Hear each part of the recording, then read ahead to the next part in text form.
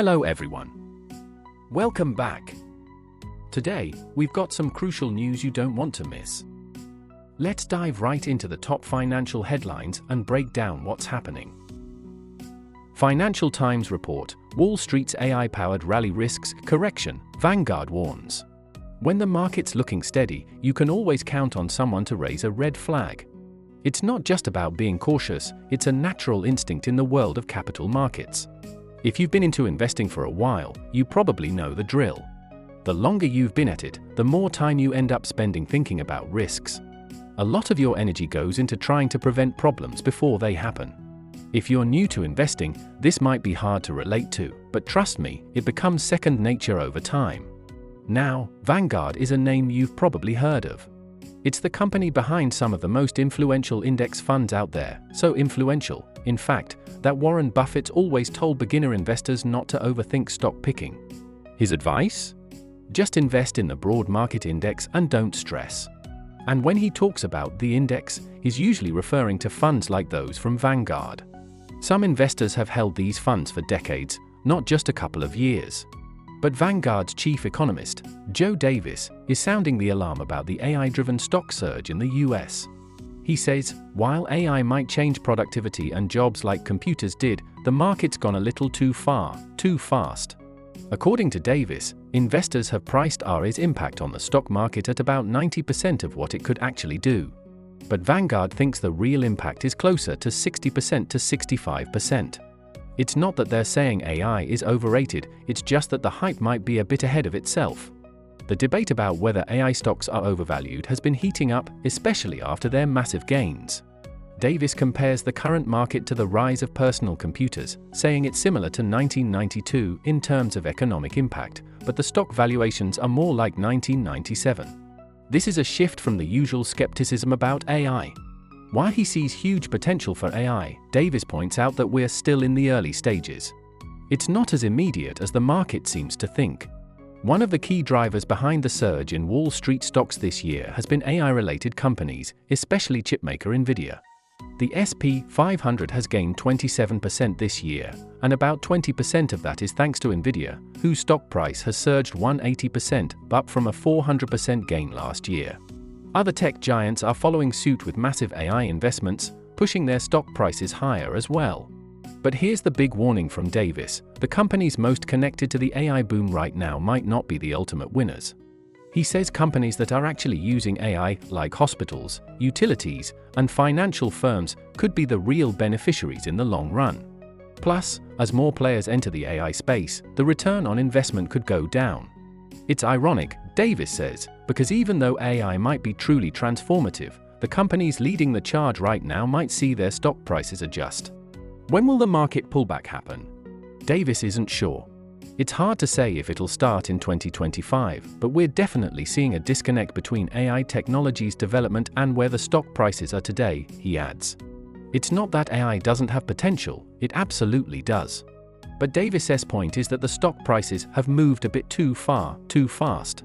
And the other major point he brings up is that, as more capital flows into AI, the early leaders may not be the ones to end up on top. So, keep an eye on the up-and-coming AI companies.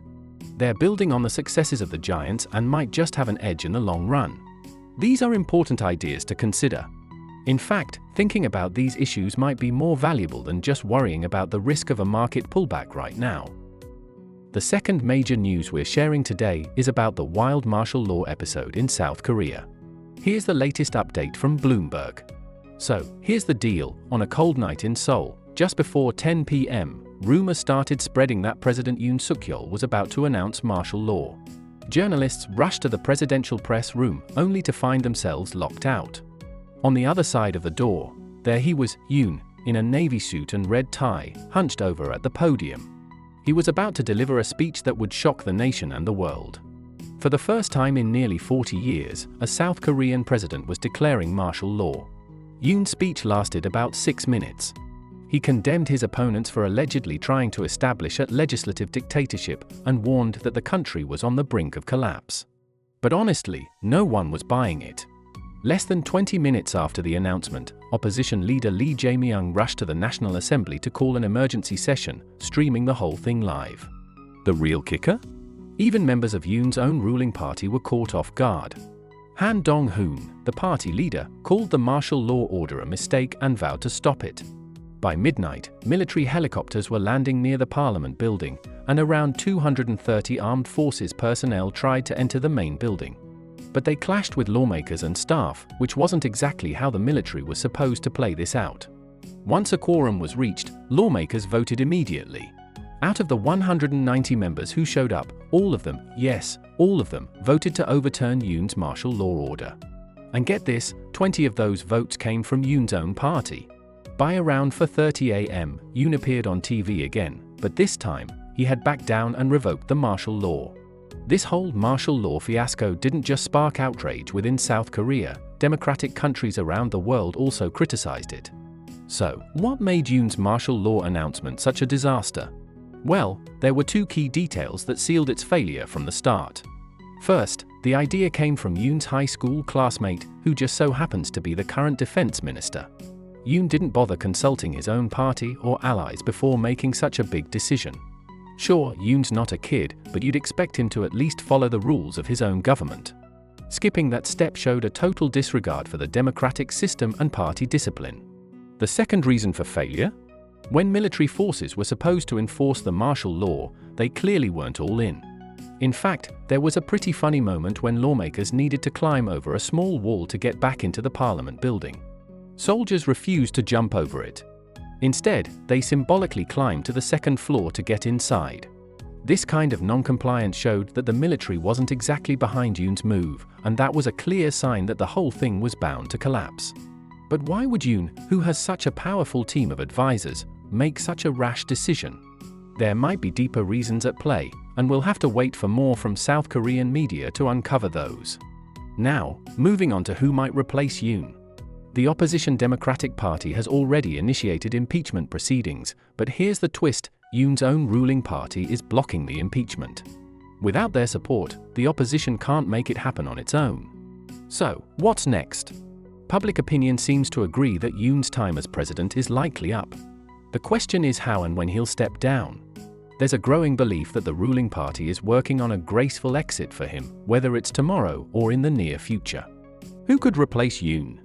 Well, Bloomberg has pointed out three potential names. First, there's Lee Jae-myung, the leader of the opposition. He's the loudest voice right now, but there's a major hurdle. Just last week, the South Korean court found him guilty of violating election laws and sentenced him to prison. So, unless that legal issue is cleared up, Lee's path to replacing Yoon is blocked. The second most likely candidate is Han Dong-hoon, leader of the ruling People Power Party. He was the first to publicly oppose Yoon's martial law and declared he stood with the people. Han's strong stance has made him incredibly popular, and if he replaces Yoon, he'd have the backing of both the public and his party. Lastly, there's Cho Kuk, a former chief of staff to President Moon Jae-in and a known critic of Yoon.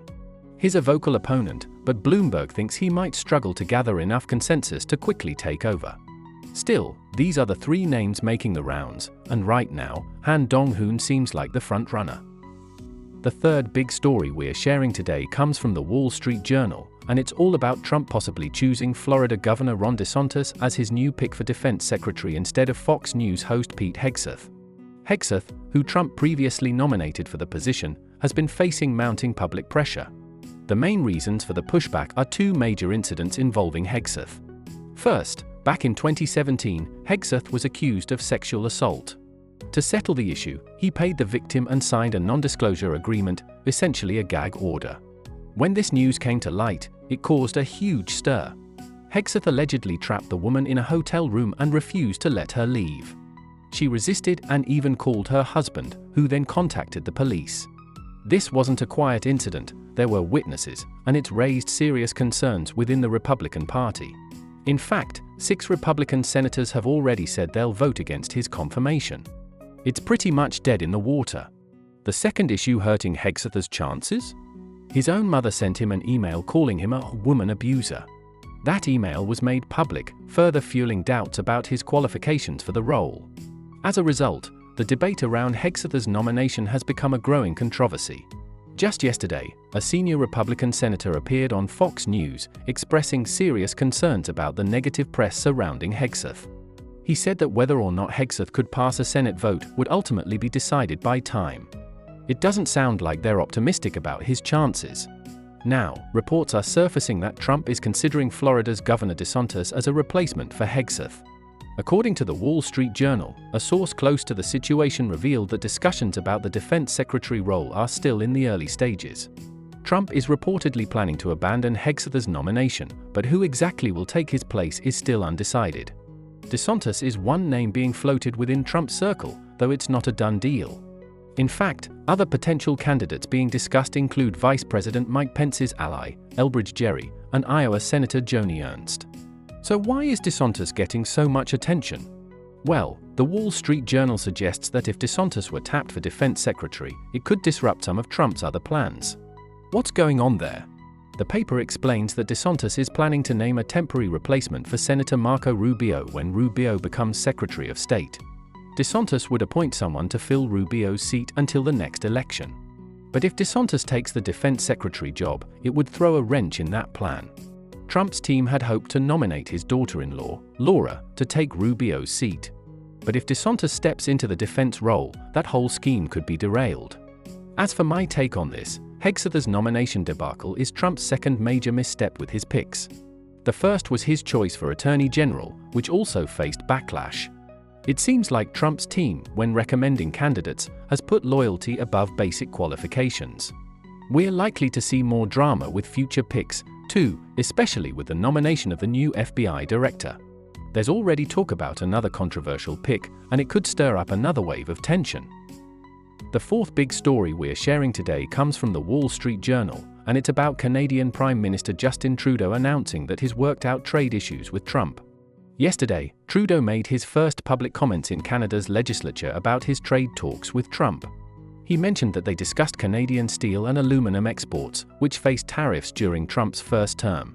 According to Trudeau, the two leaders also talked about energy trade and softwood lumber.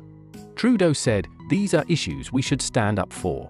Yes, we can, and we are working together at the border to get things done." The report is pretty brief, but it does conclude that the trade issues have been resolved. From what Trudeau said, it sounds like Canada might have agreed to boost border security to stop illegal immigration and crack down on fentanyl smuggling into the US. But whether this really solves all the trade problems, especially around tariffs, is something we'll need to see more information on. The fifth big story today is about Argentina's president, Javier Milei, a politician who's been getting a lot of attention lately. Both The Economist and Bloomberg are reporting on his recent achievements. Bloomberg's headline reads, "Milei gains popularity as Argentina's economy shows sign of life," and here's the latest update. According to a new poll, Milei's approval rating has jumped from 43% last month to 47% in November. This is huge because it shows that Milei's government has more supporters than opponents. This poll is especially important because it reflects how Argentinians feel after his first year in office, kind of like a big end-of-year review. And the fact that he's still got strong support shows that the sweeping reforms he's been pushing haven't lost him the public's trust, which was a big concern. This boost in approval is also good news for the markets. There was worry that his bold reforms might backfire and make people want to turn back to old policies, but the positive poll results have eased those fears. For investors, this stability is key for keeping their confidence in Argentina. Now, The Economist had another take, comparing Milei to Trump, since both are often seen as allies. But when it comes to their governing styles, The Economist says they're pretty different. Milei has slashed public spending by nearly a third, made government departments half the size they used to be, and even created a budget surplus. Inflation dropped from 13% to 3%, and investors have cut their risk assessments in half. These are some solid numbers showing Milei's tough policies are actually working. But where Milei and Trump really differ is in their approach to deficits and free trade. While Milei's all about cutting the deficit, no matter what, Trump, on the other hand, didn't mind the deficit going up if it meant pushing through big projects. They also disagree on trade. Milei is a big advocate for free trade and hates tariffs. In fact, under Milei, Argentina has made some huge cuts to tariffs on imports worth under $400, even allowing goods from China. Trump, by contrast, sees tariffs as a tool for trade deals and actually considers himself the tariff man. So even though Milei and Trump might look and sound similar on the surface, The Economist says their policies are quite different. Milei is a true free market guy, while Trump's more of a protectionist. My take, Milei is definitely a politician worth watching. He's kind of a phenomenon. On one hand, his ideas sound bold and even a little extreme. Some people might even think he's a bit crazy. But when you look at what he's actually done in office, it's clear that he's sticking to his principles and seeing real results. This is the difference between him and a lot of other politicians. He doesn't just talk big, he gets things done, and that's why people are behind him. Unlike some leaders who have a great vision but fail to implement it, Milei's plans have substance. This is a lesson for other ambitious politicians out there. It's not enough to just have big ideas, you have to be able to make people believe in your vision and execute it. And that's exactly what Milei's doing. That's all for today. Thanks so much for watching. If you found this video helpful, don't forget to hit the like button and subscribe for more updates. I look forward to seeing you in the next one.